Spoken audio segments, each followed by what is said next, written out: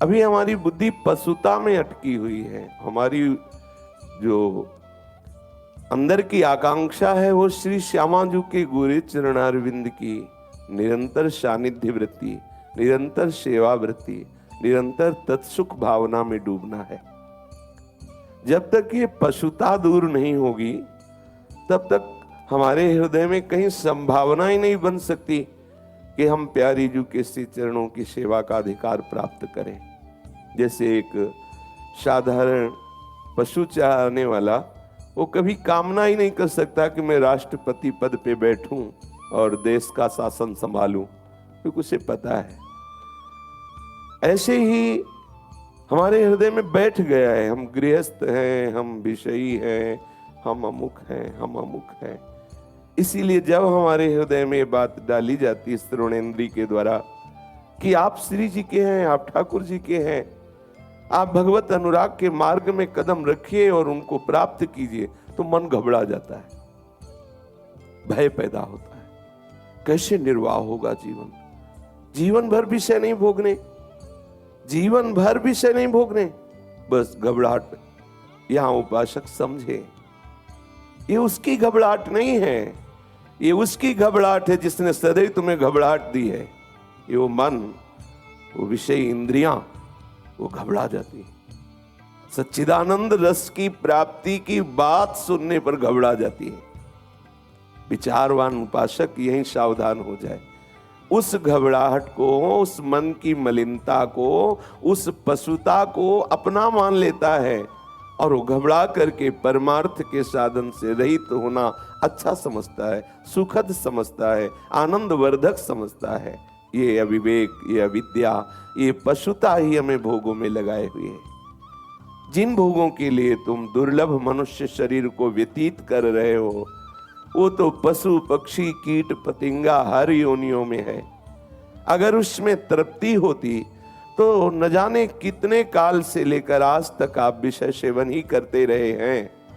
विश्वास कीजिए, कभी भी कहीं भी किसी को सुख नहीं मिला। सुख मिलता तो हृदय तृप्त हो जाता और निकल पड़ता हृदय से, पायो परम विश्राम। अब कछु नाथ न चाही मोल, नहीं चाहिए प्रभु। प्रभु से कहने लगता है नहीं चाहिए नाथ। अब ये आ गया, भगवत पार्षद स्वरूप जागृत हो गया।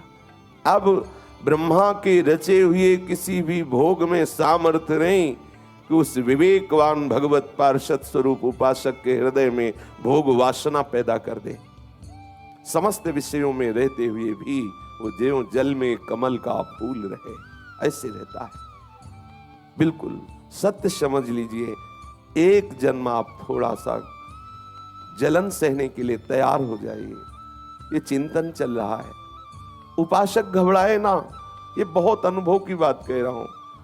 यदि आप जले तो हमारी लाडली जो आपकी जलन बुझाने के लिए बरसेंगी, वो आप उस वर्षा में भीगेंगे तो निहाल हो जाएंगे। बरसंत में उस सहजाद्भुत सौख्य धाराम श्री राधिका चरण रेणु महम स्मरामि। कोई दयालु पुरुष जब देखता है सामने वाला जल रहा है तो कोशिश करता है बुझाने की। फिर हमारी स्वामिनी जी तो दयालुता की, कृपालुता की, मृदुता की समुद्र है, अगाध समुद्र है। वो अपने शरणागत को जलते हुए कैसे देख सकती है? पर एक बार जलना पड़ेगा प्यारे, एक बार हिम्मत कर लो, एक बार कमर कस लो, एक बार जलने के लिए राजी हो जाओ। दूरा दपाश स्वजनान सुखमर्थ कोटिम सर्वेषु साधन वरेषु चिरम निराशा। ये जलन सहना है। परिवार के सुख का त्याग कर दो। अर्थ के द्वारा भोगे हुए सुखों को हृदय से स्वीकार मत करो। प्रारब्धानुसार शरीर कैसी भी परिस्थिति में रहे, प्रारब्ध शरीर के ऊपर आता है, स्वरूप पे नहीं। विवेकवान बनो, प्रारब्ध का भोग मत करो। अर्थ के द्वारा प्राप्त होने वाले सुखों को जब नहीं भोगोगे तो हृदय जलेगा। अंदर से स्वीकार नहीं करोगे स्वजन सुख तो हृदय जलेगा। किसी भी तप आदि साधन के द्वारा प्राप्त होने वाले लोक लोकांतरों की सिद्धियां या और भी जो दिव्य सुख हैं उनको नहीं स्वीकार कर तो जलेगा मन। इसी जलन को देखकर मेरी लाडली जो बरसंत में उस सहजाद्भुत सौख्य धाराम बार बार इसलिए कह रहा हूं, हम यहीं फंसे हैं। हमारा निरंतर भजन इसीलिए नहीं होता, हमारे हृदय में व्याकुलता इसीलिए नहीं होती। ये प्रपंच बड़ा विस्तृत रूप से फैला हुआ है जो हमें मुक्त होने में बहुत बाधा पहुंचा रहा है। इसलिए प्यारे, एक बार निश्चय कर लो, मुझे जलना है बस। आप कोई तुम्हें परास्त नहीं कर सकता। ये जन्म हमने लाडली जी को दिया। अब इस जन्म में चाहे जितनी विपत्तियां, संकट या भोगों का सानिध्य या सुविधाएं या अनुकूल परिस्थितियां आवें, लेकिन मेरे चिंतन को नहीं रोक सकती। ऐसी दृढ़ता धारण करो, किसी भी परिस्थिति में चिंतन न छूटे। बाजी जीत जाओगे। लाडली जो हमारे पक्ष में है, नागरिदास इस जन्म जितायो, बलिहारी बलिहारी, वो जिता देंगी। एक बार आप निश्चय करो कि मुझे जलना है। ये जो आप टूट रहे हैं, आपको विषय परास्त कर रहे हैं, आप अंदर से अपने आप को शक्तिहीन महसूस कर रहे हैं, अध्यात्म बल क्षीण हो रहा है, उसका कारण आपकी असावधानी है। आप उस जलन को यदि मिटाने के लिए कोई अन्य सहयोग ले लिया तो बरसंत में उस सहजाद्भुत सौख्य धारा में आप नहीं भींज सकते। आप इस धारा में नहीं आ पाएंगे जो त्रिगुणातीत धारा है, कालातीत धारा है, अपार आनंद ही आनंद। इसके लिए आपको कहीं भी एकांत में भी अपनी आंतरिक जलन मिटाना नहीं है। बस ये आप निश्चय कीजिए, मुझे किसी भी विषय से अपने हृदय की जलन नहीं बुझानी, मुझे जलन बढ़ानी है। ये जलन इतनी बढ़ जाए कि मैं जी न पाऊं, असहनीय हो जाए और पुकार पड़ूं, लाडली अब जिया नहीं जा रहा। बस यही विरह का रूप धारण कर लेता है। इतना अभाव पैदा हो जाए हृदय में लाडली जी के प्रति कि जिया ना जाए। अभी हमारे अंदर अभाव नहीं है, अभी विषयों का अभाव प्रतीत हो रहा है, श्री जी का नहीं हो रहा। देख लो, सत्यता से देख लो। अभी हमारे अंदर शरीर सुख, इंद्रिय सुख ही विश्राम भूमि लग रही है। अभी श्री राधा जुग चरण निवास ये विश्राम भूमि नहीं हृदय में जागृत हुई। मेरे लाडली जी के गोरे चरणारविंद अभी तक हृदय में स्फुरित नहीं हुए। कैसे जीऊं?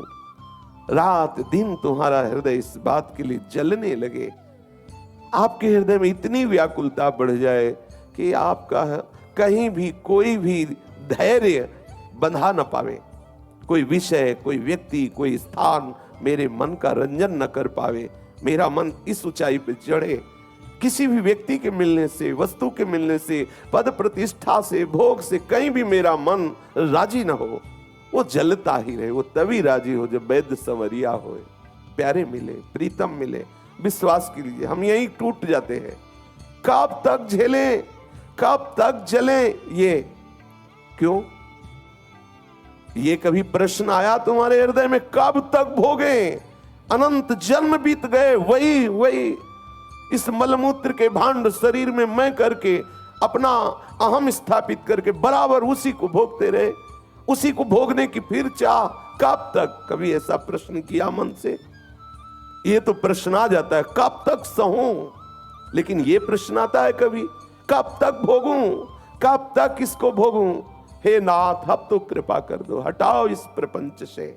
ये हृदय में कभी प्रश्न आता है, कब तक?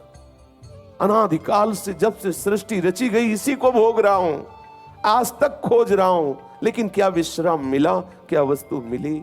नहीं मिली। आप अपने इस जीवन को लाडली लाल को दे दीजिए।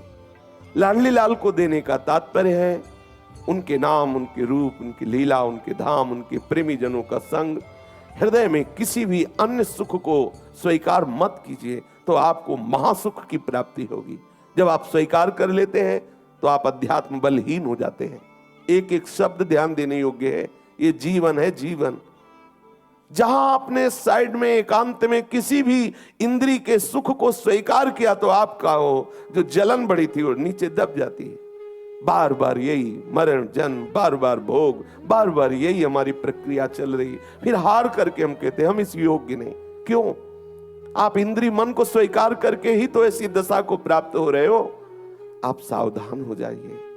कभी भी साइड से, एकांत में, कभी भी अन्य जगह से आप अपने मन को लगाइए मत, उसको चैन मत लेने दीजिए। यही साधना है, यही सावधानी है। अगर आपने साइड में किसी भी सुख को भोगा तो आपकी जो अंदर जलन बढ़ी थी, वो जो विरह बढ़ने वाला था, जो व्याकुलता बढ़ने, वो बैठ जाएगी। वो आपको लगता है बड़े चैन से जीवन कट रहा है। नहीं चाहिए ऐसा चैन, ऐसा नहीं चाहिए चैन, ऐसा नहीं चाहिए विश्राम, ऐसी नहीं चाहिए शांति जिसमें कुछ क्षण बाद फिर एक नवीन तृष्णा, फिर एक नवीन वासना, फिर एक नवीन जन्म, फिर एक नवीन कर्म। कब तक ये चक्र चलता रहेगा? कभी तो विचार करो, थोड़ा एकांत में बैठ करके विचार करो।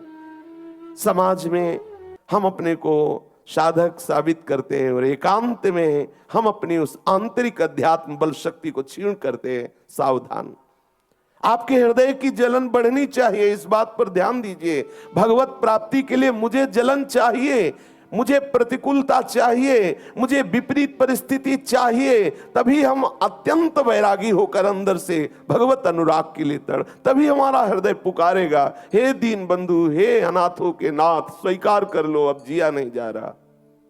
ये बात समझिए, प्रवचन नहीं है, हृदय की बात कह रहा हूं। जब तक आप सुविधाओं का आंतरिक भोग करते रहेंगे तब तक बाहर नाटक चलता रहेगा और आप इनको महत्व देंगे, जमीन को महत्व देंगे, वस्तुओं को महत्व देंगे, पद प्रतिष्ठा, प्रणाम नमस्कार, ये क्या स्वाप्निक विषय को महत्व देकर सच्चिदानंद रस से वंचित हो जाएंगे। एक बार हृदय की निष्ठा हो गई, पूरा विश्व आपको परास्त नहीं कर सकता। विश्वास कीजिए, हमारे हृदय में एक लगन लग जाए।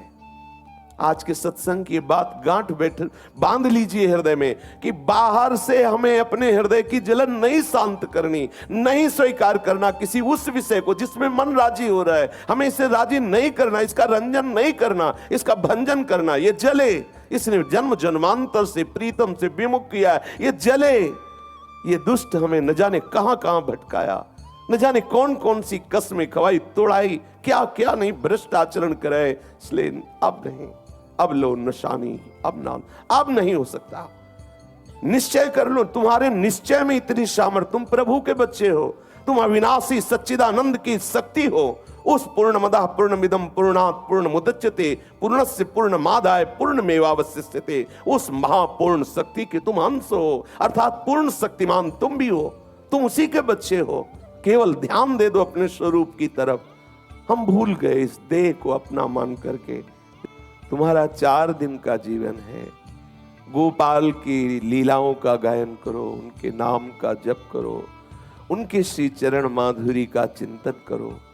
ये काल भुजंग फन फपकारे हुए बिल्कुल खड़ा है, पता नहीं किस समय उसका प्रहार हो और ये दिव्य दुर्लभ देह नष्ट हो जाए। दुर्लभो मानुषो देहो, पर ध्यान रखो, फन फकारे हुए बिल्कुल फुंकार रहा है, एक क्षण में डस लेगा। दुर्लभो मानुषो देहो, पर देही नाम क्षणभंगुरा, ये क्षणभंगुर किसी भी समय नष्ट हो सकता है। इसलिए पहले से ही आप तैयार रहो छोड़ने के लिए। ये तुझे छोड़ेगा, अगर तुमने पहले से इसे नहीं छोड़ा शरीर को, तो ये राग तुम्हारे लिए नए नए बंधन तैयार कर देगा। ये तुम्हें जब छोड़ेगा ही, तो अभी क्यों ना तुम छोड़ दो, आप आनंदित हो जाओगे। इसी का राग तुम्हें भगवत विमुख किए हुए है। बहुत सावधानी की जरूरत है। ये जो तुम्हारे हृदय में विषय भोगने का लोभ है, और इसके लिए तुम जो कपट करते हो, कपट बाहर से कुछ और दिखाई देता है और अंदर तुम्हारे कुछ और है, इसे कपट कहते हैं। नहीं, प्रभु को सरल स्वभाव पसंद है। मोहि कपट छल छिद्र न भावा, कपटी मत बनो। यदि कपटी बने तो हरि कृपा का आप अनुभव नहीं कर सकते। ये इंद्रियों के लिए कपटी क्यों बन रहे हो?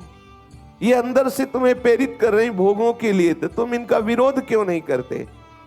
ये जब से विरोध प्रारंभ हुआ तभी से हमारी साधना पुष्ट हुई, और जहां हम इनके अनुकूल गए तो हमें विषयी बना दिया। आप समझो, पहले इसी का तो त्याग करना है। यही हमारे आनंद की घातक वृत्ति है, जो इंद्रियां विषयों में जा रही हो, आप उसमें राजी हो, और इतना राजी हो कि हरि गुरु से कपट करके आप समझते हो एकांत में कोई देख नहीं रहा। अरे तुम्हारे हृदय में बैठा हुआ वो देख रहा है।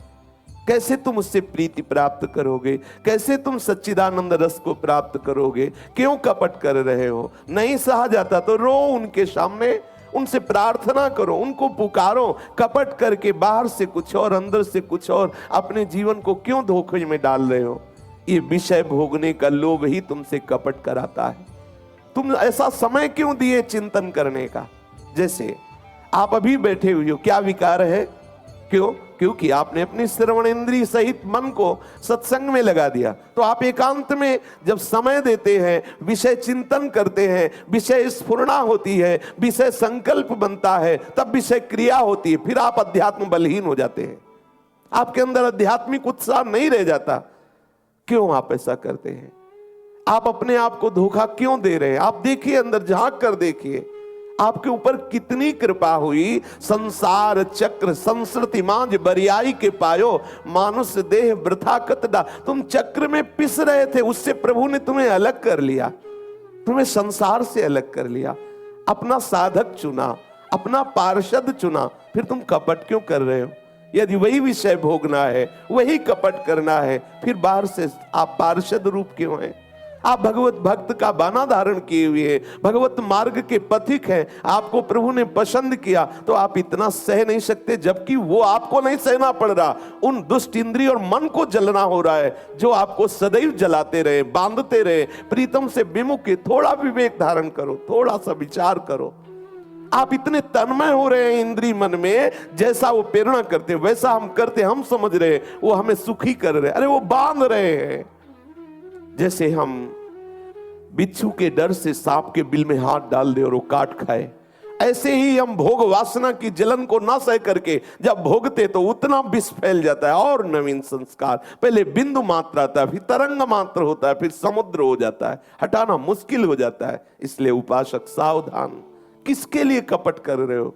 उन दुष्ट इंद्रियों के लिए, उस दुष्ट मन के लिए जो हमारे प्रीतम से विमुख करके विस्मृति करा दी। ऐसा लगता है श्यामा श्याम या प्रभु कोई और है, ऐसा लगता है, ऐसा लगता है। कितने ये दुष्ट हैं जो हमें संसार में फंसा दिए।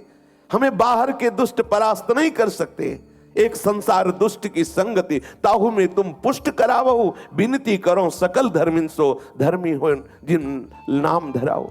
आप धर्मी कहलाते हो, आप कैसे कैसे वैष्णव कहलाते हो, भगवत भक्त कहलाते हो, शरणागत कहलाते हो, और आप प्रभु से विमुख कपट करके भोगों को स्वीकार कर रहे हो। क्यों? कौन सा सुख चाहिए? सच्चिदानंद प्रभु के सुख से वंचित होकर अभी तक यही भोगते रहे। हरिराम व्यास जी कह रहे ये भोगों का लोभ तुम्हारे हृदय में कपट पैदा कर रहा हो। प्रभु कह रहे मोई कपट चल छिद्र न भावा। हमें ये कपट अच्छा नहीं लगता। आप प्रभु के दास कहला, आप थोड़ा सा विचार करोगे तो आपको बल आ जाएगा। किनके लिए? जनेंद्री मिल गया मन से और मिल करके हमें परास्त कर रहा, रसेंद्री मिल गई मन से हमें परास्त, और उस परास्त को आप सहर्ष स्वीकार किए हुए, आप उसे स्वीकार किए हुए कि मैंने आज ये भोग भोग लिया, मैंने एक बहुत बड़ा विजय प्राप्त कर लिया। आप देखिए, थोड़ा भ्रम को देखिए।